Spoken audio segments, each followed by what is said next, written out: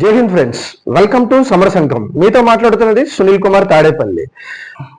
పిఠాపురం సభలో నాగబాబు గారు వర్మ గారిని ఉద్దేశించి డైరెక్ట్ గా కాదు, ఇండైరెక్ట్ గా ఒక కమెంట్ చేశారు.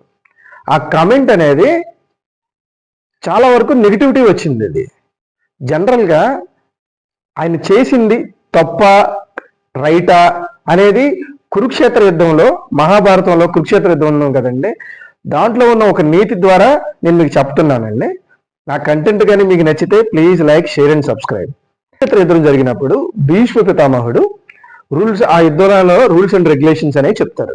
అందులో ఏంటి అంటే ఎవరితో ఫైట్ చేయాలి అనేది క్లారిటీగా చెప్తాడు. అందులో ఏంటి అంటే అతిరథ మహారథులు, అంటే అతిరథ మహారథులు ఎవరు అంటే పక్కన కౌరవులో వచ్చేసరికి కర్ణుడు, నెక్స్ట్ దుర్యోధనుడు, భీష్మ పితామహుడు, నెక్స్ట్ ద్రోణాచార్యుడు, అతిరథ మహారథులు.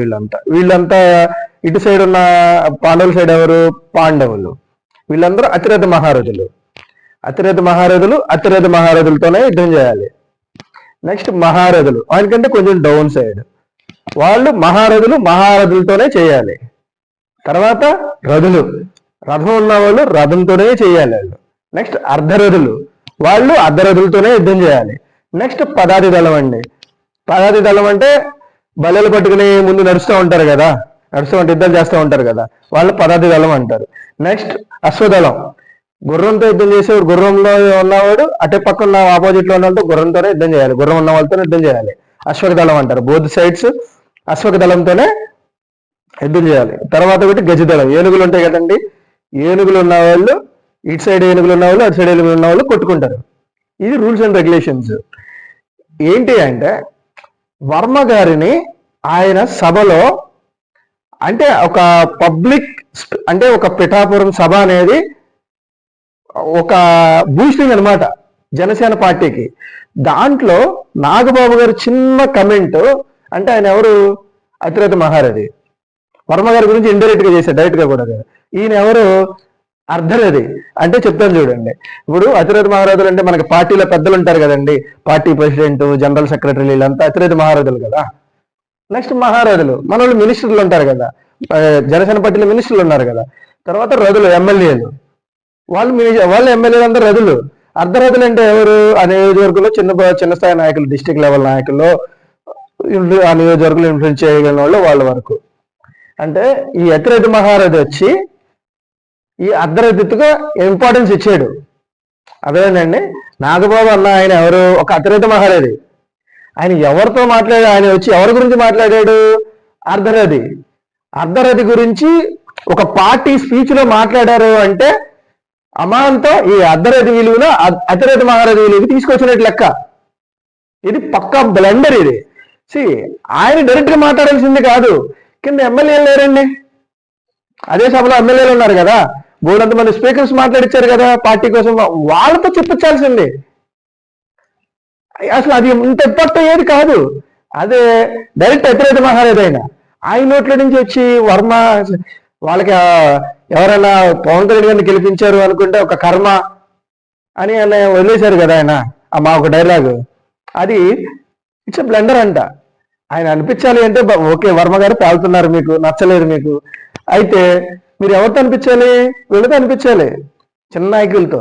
ఇప్పుడు ఆయన ఎవరండి వర్మ గారు? సింగిల్ టైం ఎమ్మెల్యే అండి ఆయన. ఆయన ఎన్నిసార్లు పోటీ చేశారండి? 3 సార్లు కంటెస్ట్ చేసి ఎమ్మెల్యే, ఒకసారి గెలిచారు ఆయన, అంతే కదా ఆయనది. ఆయన తీసుకెళ్ళి డైరెక్ట్ గా మీరు మాట్లాడతారు ఆయన గురించి. ఇది కురుక్షేత్రంలో యుద్ధం నుంచి మనం నేర్చుకోవాలండి, మహాభారతంలో నుంచి. ఇది ఇలా ఉంటుంది. ఇది యాక్చువల్గా పార్టీల్లో కూడా మహాభారతాన్ని అన్వయించుకోవాలి. మనం ఎలా చేయాలన్నా, మన ఒక కమ్యూనికేషన్, ఒకరి గురించి ఎదుటోడి గురించి మాట్లాడాలి అని చెప్పన్న, ఎక్కడో ఉన్నవాడు చిన్నోడి గురించి మాట్లాడితే యుద్ధం చేయకూడదు అసలు. ఆడు ఓకే మాట్లాడాడండి, 4 కాదు 100 అంటాడు. 100 అంటే జస్ట్ మీరు ఒక్క రెస్పాండ్ అయ్యారా, ఆడి విలువ అమాంతం పెరిగిపోయినట్టే. మీరు చేసిన తప్పు కూడా అదే. జనరల్ గా చూడండి, మీరు ఈ వీడియోలో ఎవరినో చూస్తున్నాను సరే, చంద్రబాబు నాయుడు గారికి ఆపోజిట్ ఎవరో కంటెస్ట్ చేస్తున్నారు అన్నది ఎవరికైనా తెలుసా? పేరు తెలుసా? తెలియదు. నెక్స్ట్ జగన్మోహన్ రెడ్డి గారు ఆపోజిట్ గా కంటెస్ట్ చేసింది ఎవరో తెలుసా? పేరు తెలుసా మీకు? తెలియదు. లోకేష్ గారు ఆపోజిట్ కంటెస్ట్ చేసింది ఎవరో తెలుసా మీకు? తెలియదు. కానీ పవన్ కళ్యాణ్ గారికి ఆపోజిట్ కంటెస్ట్ చేస్తే అతను జస్ట్ కంటెస్ట్ చేయలా, సారీ ఆయన కంటెస్ట్ చేయలా. కంటెస్ట్ చేసిన వంగ గీత గారి కంటే ఆయనతో పాటు తిరిగే చూడండి, ఏది తప్పుకునే ఆపోజిట్ కాకుండా టీడీపీ వల్ల ఆపోజిట్ వేయకుండా ఈయనతో కలిపి తిరిగే చూడండి వర్మ గారు. అందరూ ఆయన గురించి మాట్లాడారు, వర్మ పిఠాపురం వర్మ అంటే ఎవరికీ తెలియదు అంతకుముందు. ఇప్పుడు స్టేట్ ఫేమస్. అరే వర్మను అలా అనాల్సింది కదంటే, వర్మ అంటే ఫస్ట్ స్ట్రైక్ ఏది ఎవరో, మూడంత మంది వర్మలు ఉన్నారు కానీ వర్మ అంటే స్ట్రైక్ అవుతున్నది పిఠాపురం వర్మ గారు. ఆయనకి ఎంత క్రేజ్ వచ్చింది. అలాంటి ఆయనకి మీరు డైరెక్ట్గా మీరు ఇంకా తీసుకొచ్చారు క్రేజ్ నాగబాబు గారు అలా మాట్లాడి.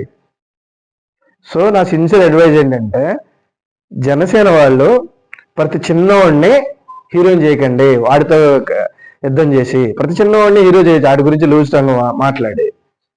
Thank you friends. నా కంటెంట్ కానీ మీకు నచ్చితే please like, share and subscribe.